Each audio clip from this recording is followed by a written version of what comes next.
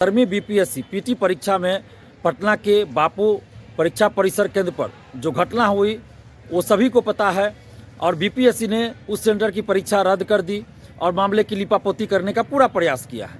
अब सवाल ये उठता है, जैसा कि बीपीएससी के चेयरमैन कह रहे हैं कि कुछ उपद्रवी जो है उस परीक्षा में शामिल हुए थे, तो आखिर बिहार के और 17वीं बीपीएससी में जितने भी अभ्यर्थी शामिल हो उसमें से जो बिहार से बाहर के हों या बिहार के उपद्रवी हों, सभी का सेंटर बापू परीक्षा परिसर में ही कैसे पड़ गया?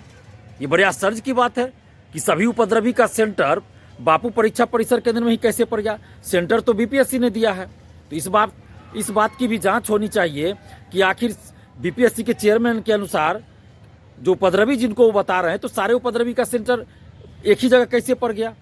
और परीक्षा में क्वेश्चन देने में इतना देरी क्यों हुई? बहुत सारे अभ्यर्थियों को क्वेश्चन ही नहीं मिला। 12:45 तक कोई बता रहे हैं, 12:50 तक कोई बता रहे हैं, 1 बजे तक क्वेश्चन ही नहीं मिला। तो आखिर ऐसा कैसे हो सकता है? क्या इसके पीछे कोई साजिश है कि जानबूझकर क्वेश्चन नहीं दिया गया, या क्या है? परीक्षा माफियाओं, नौकरी माफियाओं, कोचिंग माफियाओं, शिक्षा माफियाओं का इसमें कोई षड्यंत्र था? क्या था, नहीं था? इन सारे मामलों की निष्पक्ष जांच होनी चाहिए आर्थिक अपराध इकाई, या फिर सीबीआई से जांच होनी चाहिए, या सुप्रीम कोर्ट के सिटिंग जज के दिशा निर्देशन में इस मामले की न्यायिक जांच होनी चाहिए। और अभ्यर्थियों की ये मांग है अब कि जब बापू परीक्षा परिसर केंद्र पर इस तरह की घटना हुई तो फिर पूरे परीक्षा को प्रभावित करता है ये, और हो सकता है और भी सेंटर पे कुछ गड़बड़ी हुई हो, धांधली सेटिंग की बात हुई हो। कैसे अब विश्वास किया जाए? और दोबारा जब परीक्षा लेने की बात कह रहे हैं चेयरमैन साहब कि बापू परीक्षा परिसर केंद्र में जो परीक्षा हुई वो रद्द कर दी गई और दोबारा उनकी परीक्षा होगी, 12,000 संभवतः संख्या है, तो जब दोबारा परीक्षा होगी तो उसमें क्वेश्चन का लेवल कैसा होगा? अगर क्वेश्चन का लेवल 13 दिसंबर की तुलना में आसान होगा तो फिर जो अन्य 911 परीक्षा सेंटरों पर जो परीक्षा दिए उनके साथ अन्याय होगा। और अगर दोबारा जो इनकी परीक्षा होती है उसमें क्वेश्चन टफ दे दिया गया तो फिर ये 12,000 जो स्टूडेंट्स है बापू परीक्षा परिसर वाले, इनके साथ अन्याय होगा। तो क्वेश्चन का लेवल एक समान रहना चाहिए। और जिस तरह का इस बार क्वेश्चन दिया गया, इसे तो लगता है कि भाई ये पता नहीं, ये जो कुछ कोचिंग वाले हैं बहुरूपीय रंगा सियार, उनके जो पढ़ाने का जो स्तर है उसी स्तर का क्वेश्चन दिया गया है। तो पता नहीं, तो सारे मामले की निष्पक्ष जांच होनी चाहिए। और अभ्यर्थियों की ये पूरे अभ्यर्थियों की, समस्त अभ्यर्थियों की ये मांग है कि पूरी परीक्षा को रद्द किया जाए और सभी अभ्यर्थियों के लिए फिर से परीक्षा हो, एक साथ परीक्षा हो, ताकि समानता रहे। और हम भी अभ्यर्थियों के इस मांग का समर्थन करते हैं।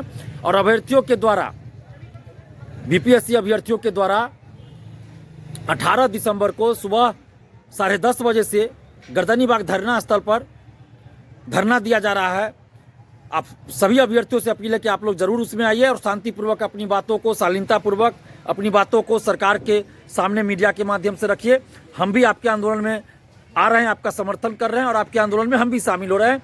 ये अभ्यर्थियों, बीपीएससी अभ्यर्थियों, समस्त अभ्यर्थी जो ईमानदारी से पढ़ाई करते हैं, उन समस्त अभ्यर्थियों का आंदोलन है और हम आपके आंदोलन का समर्थन करते हैं। हमारे पास कल से ही फ़ोन पे फ़ोन आ रहा है, सुबह से फ़ोन आ रहा है, बहुत सारे अभ्यर्थी फ़ोन कर चुके हैं अभी तक और आंदोलन करने की बात कर रहे थे, हमें बुलाने की बात कर रहे थे कि आप आइए। तो हम आपके साथ हैं, जहाँ भी छात्र हित की बात होगी दिलीप कुमार वहाँ खड़ा रहेगा। तो 18 दिसंबर को सुबह 10:30 बजे आप लोग गर्दनीबाग धरना स्थल आइए, अपने हक और अधिकार के लिए शांतिपूर्वक, शालीनतापूर्वक मीडिया के माध्यम से अपनी बातों को रखिए। और हम सरकार से आग्रह करते हैं, माननीय मुख्यमंत्री नीतीश कुमार जी से आग्रह करते हैं कि लाखों अभ्यर्थियों के हित में आप संज्ञान लीजिए और 17वीं बीपीएससी पीटी की पूरी परीक्षा को रद्द कर फिर से सभी अभ्यर्थियों के लिए एक साथ परीक्षा आयोजित करवाई जाए, ताकि समानता बरकरार रहे, एक समान सबके साथ व्यवहार हो और किसी भी तरह की धांधली सेटिंग नहीं होना चाहिए, किसी भी तरह की कुव्यवस्था नहीं होनी चाहिए। राजधानी में सेंटर है बापू परीक्षा परिसर, और पहले कहा गया, जो कोर्ट में हलफनामा दिया गया कि 10 दिन या जो भी समय दिया गया कि क्वेश्चन पहुंचा दिया गया है सब जगह, तो फिर क्वेश्चन कैसे कम हो गया? कैसे 1 बजे तक क्वेश्चन नहीं मिला? ये बड़ा सवाल है।